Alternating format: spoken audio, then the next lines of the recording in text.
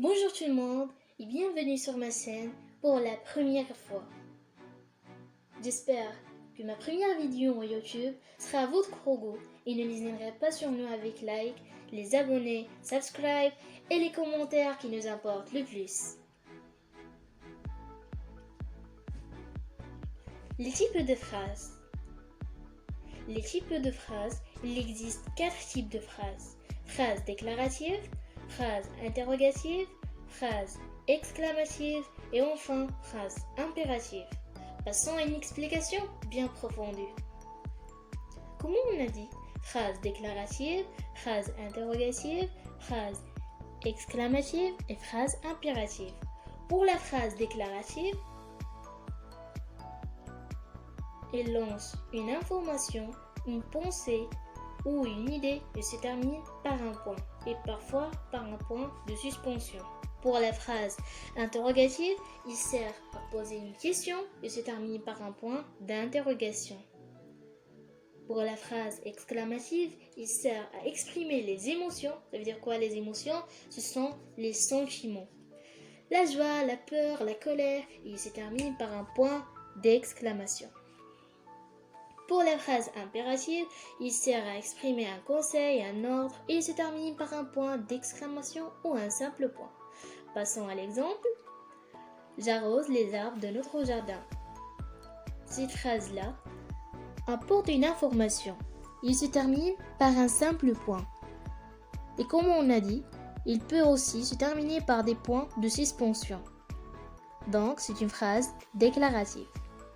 Pour la deuxième phrase, on donne « Est-ce que je peux vous aider ?» C'est une phrase interrogative, c'est une question. Pour la phrase exclamative, « Quel beau monument historique !» C'est une phrase exclamative parce qu'il exprime une émotion d'admiration envers un monument historique. Et pour la troisième phrase, « Réveille-toi tôt !» C'est un ordre. Il se termine cette fois par un point d'exclamation. Passons mes amis à l'exercice d'application. Vous pouvez mettre la vidéo en pause et après on corrige ensemble. Pour la première phrase est déjà donnée comme un exemple. C'est une phrase déclarative. Il se termine par un simple point. Il déclare, il importe une information. Pour la deuxième phrase, veux-tu du chocolat? C'est une phrase interrogative, c'est une question. Il se termine par un point d'interrogation. Passons à la troisième phrase, ne jetez pas les ordures par terre. C'est un ordre, il se termine par un point d'exclamation. Comme il fait froid, phrase exclamative. Elle a voyagé avec sa famille la semaine dernière. Phrase déclarative, parce qu'il donne une information. Il se termine par un simple point. Quel est le chemin le plus court?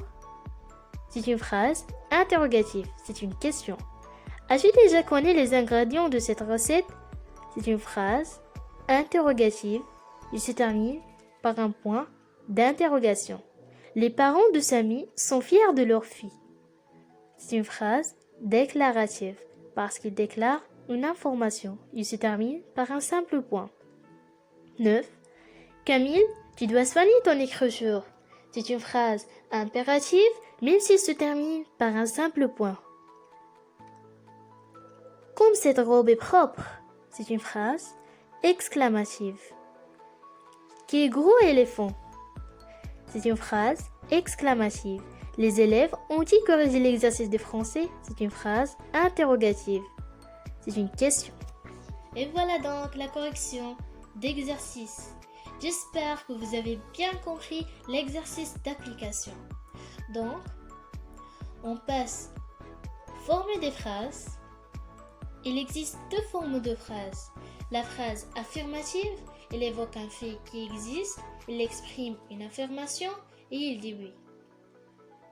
La deuxième, c'est la phrase négative. Elle évoque un fait qui n'existe pas, elle exprime une négation. Parfois, cette négation est exprimée par des termes de négation qui encadrent l'auxiliaire. Et bien sûr, il dit non. Passons à un exercice d'application. Donc mes amis, je vous invite encore une fois à faire la vidéo, on pause et après on corrige ensemble. Correction. L'exercice d'application, la première phrase est une phrase affirmative. Samy offre un cadeau à Julie, phrase affirmative. Cet élève n'a pas fait son devoir, phrase négative.